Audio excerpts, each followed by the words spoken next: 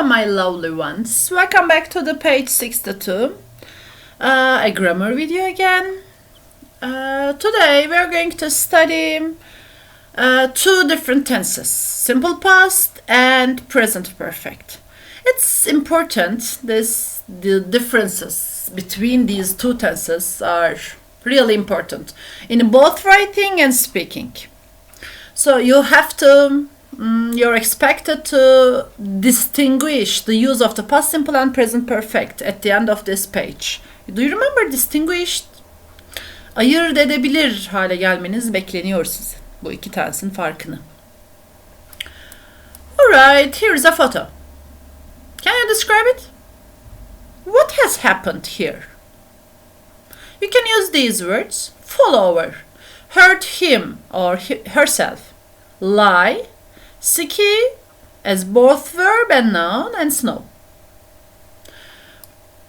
You can talk about this photo. We are going to listen to this dialogue, and after listening part, you are going to answer these two questions. When did Fred go to Bulgaria? What happened to him while he was there? Listen and follow the dialogue on your books, please.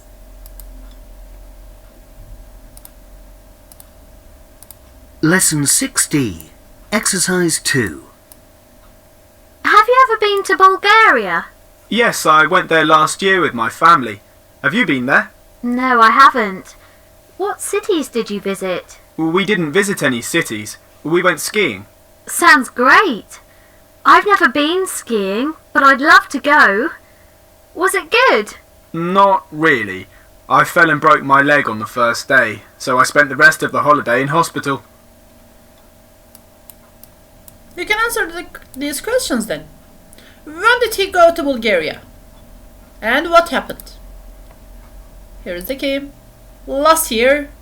And on the first day he fell while he was skiing and broke his leg. So he spent the rest of the holiday in hospital. Now please underline all the examples of the present perfect and past simple in this dialogue. Let's do it together. It is present perfect tense. And present perfect tense again. Present perfect tense, example of this tense. One more example. What about simple past? This is an example of simple past, a question form, a negative form of simple past, and to be, verb to be, in simple past, and affirmative forms of simple past. So, learn this box. Let me explain this. Present perfect versus past simple. On page 60, we studied present perfect tense. We studied all the details of present perfect tense. Let's remember. Yet, just, already. Ever and never. And how long as an answer, for and since. And always. So, what else? Also, we talked about other uses of present perfect on page 60. Now, we will distinguish the differences between these two tenses.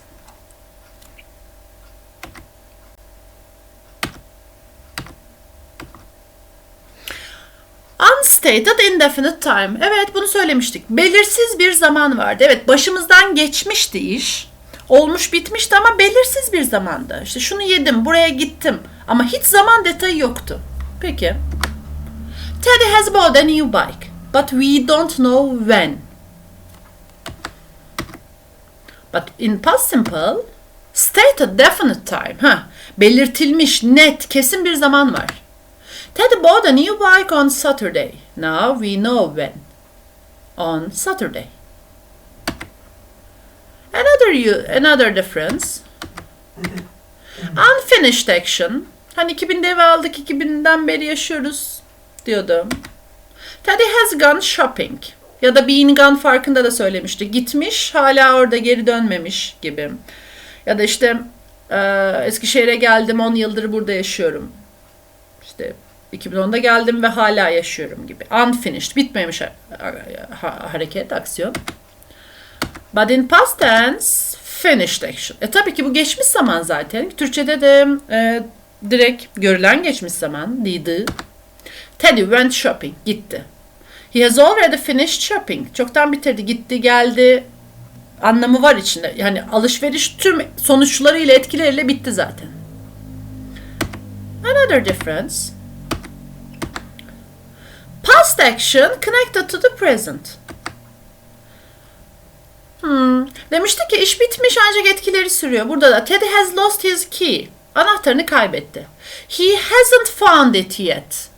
Kaybetti demek hala bulamadı. Anahtar hala kayıp. Kaybetme işinin neticesi devam ediyor. O zaman perfect tense. But in simple past, past action with no connection to the present. Bu tamamen sonuçlarıyla past geçmiş. Teddy lost his key. He has already found it. Buldu bile belki.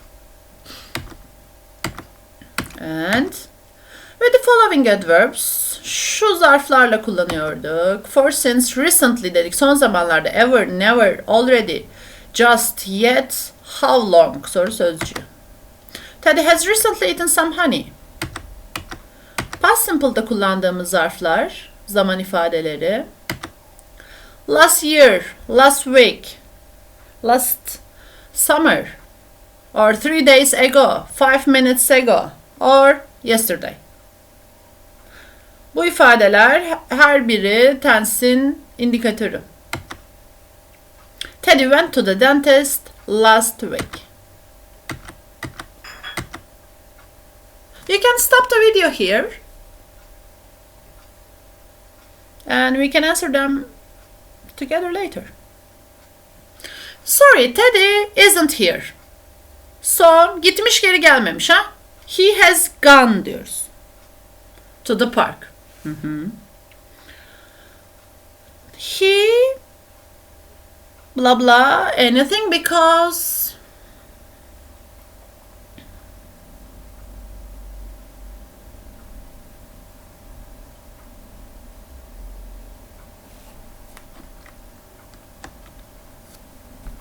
he didn't drink anything because he wasn't thirsty.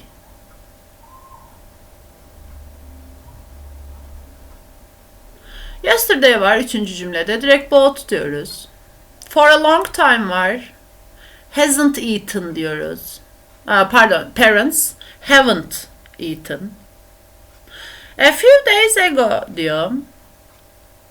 Ego'lu ifade yine past tense ister. We saw.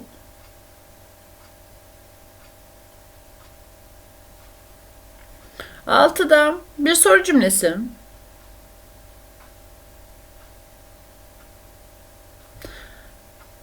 Bir saat önce. Ego gibi düşün. O zaman past tense'le did his friends arrive? For 6 months diyorum. Bu pet hayvanımı 6 aydır, 6 ay önce aldım ve hala sahibim. Hani ucu şimdiye dokunuyor. Devam eden iş ama geçmişi de içine alıyor. O zaman I have had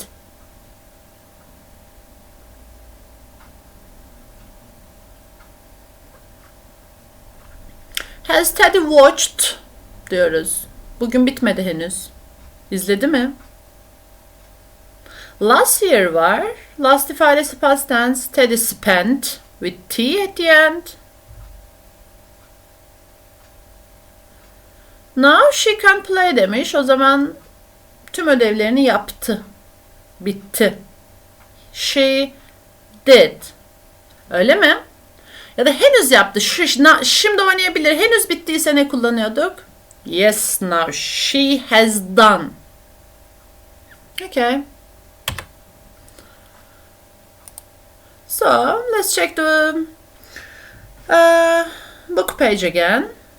We use the present perfect to talk about an experience at any time in the past. Unspecified diyordu ya. Indefinite diyordu. Belirsiz zaman. The exact time of the experience is not stated. Belirtilmemiş tam zamanı. I read The Hobbit 3 times. 3 kez okudum. Ne zaman okudum belli değil. Ya da Everly ifade. Have you traveled by helicopter? Yine bir tecrübeden bahsederken, başımızdan geçmiş ya da bunun sorusunu sorarken.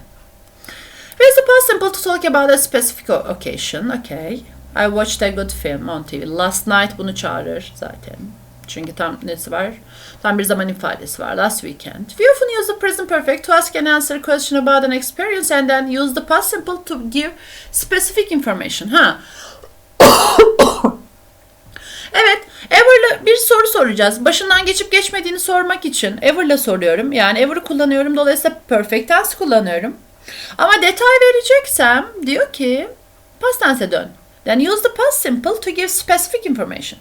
Have you ever been to the US? Yes, I have. I went to the New York last winter. Zaten az önceki sunuda da ne diyordu? Last ifadesi bizi simple past'a çağırıyor.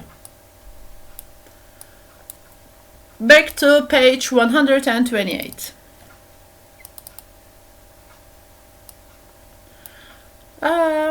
Some of the sentences are incorrect. Rewrite them correctly. I read 6 books last year. Şimdi last year diyorsa past tense olması lazım. Oysa ki perfect yapmış. Bunu past'a çevirerek düzeltiyoruz. You can pause the video here. Please correct them. Please focus on the time expressions or adverbs. Those are the indicators of the tenses. I'm showing the key. Number 2 correct.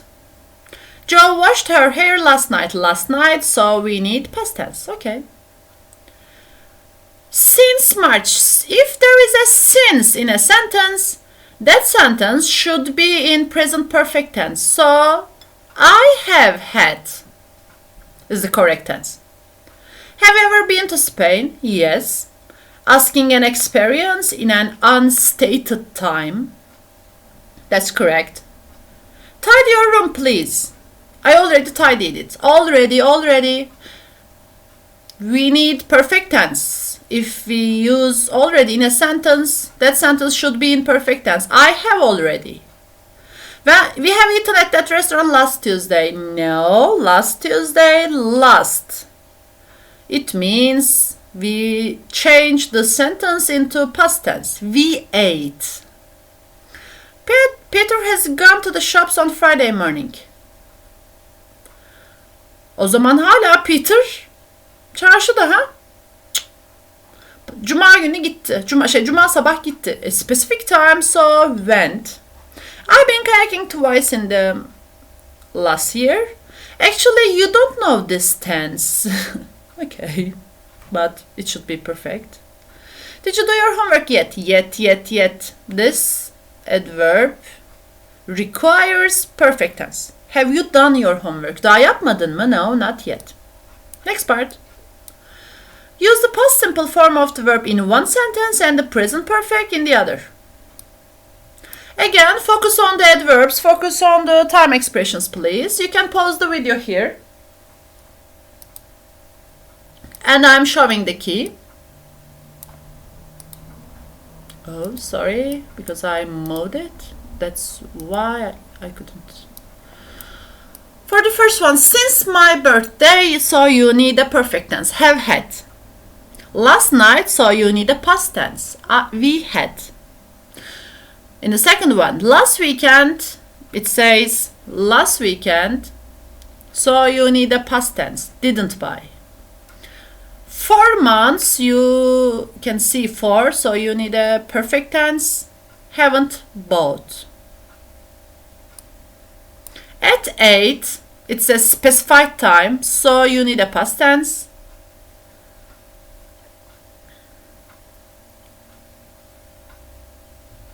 I have left your dinner in the fridge. No exact time, so you need a perfect tense. And 4, last night, it requires past tense. Since Monday, it requires perfect tense. 3 times it requires perfect tense, and last you need past tense. Use the past simple or perfect.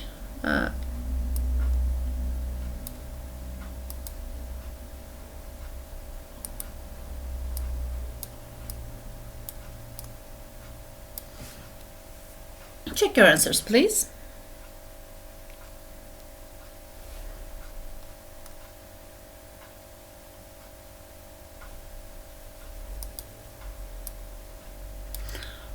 Back to page 62.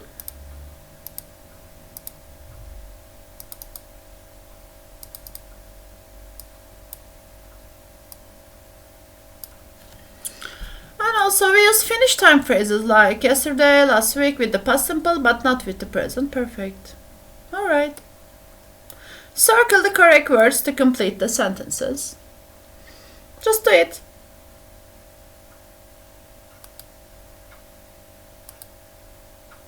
Check your answers.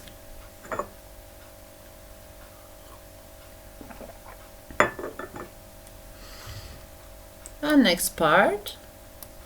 Complete the dialogue with the verbs below. Use the present perfect or past simple. And remember the difference between been and gone.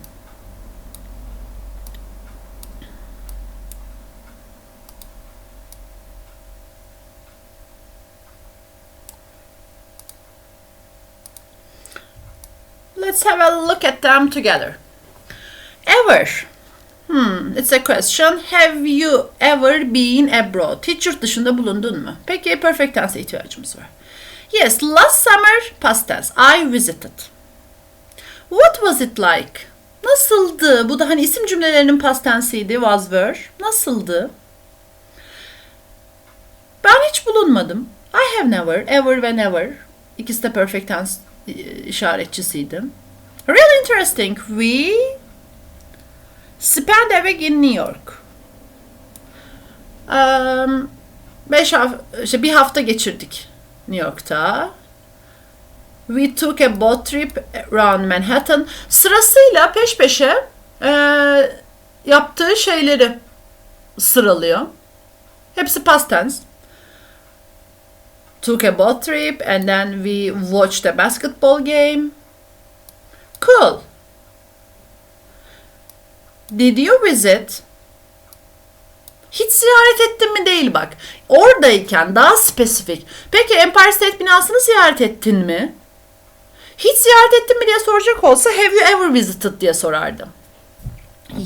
Ama burada oradayken daha spesifik, yani zaman ifadesi net burada.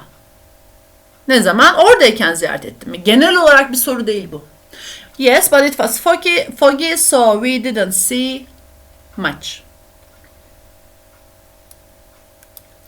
And please write questions from the prompts. Use have you ever. Hiç şunu yaptım, hiç bunu yaptın mı? Have you ever traveled on a plane? Have you ever lost anything while traveling? Have you ever eaten food from another country? Have you ever bought anything online? Have you ever downloaded music? Have you ever missed a train or a bus or plane? Have you ever forgotten to do your homework? And have you ever been abroad? Yeah. I need you again to listen to your answers. You can answer them alone. Okay, that's the end of the grammar part for this unit. Bye bye.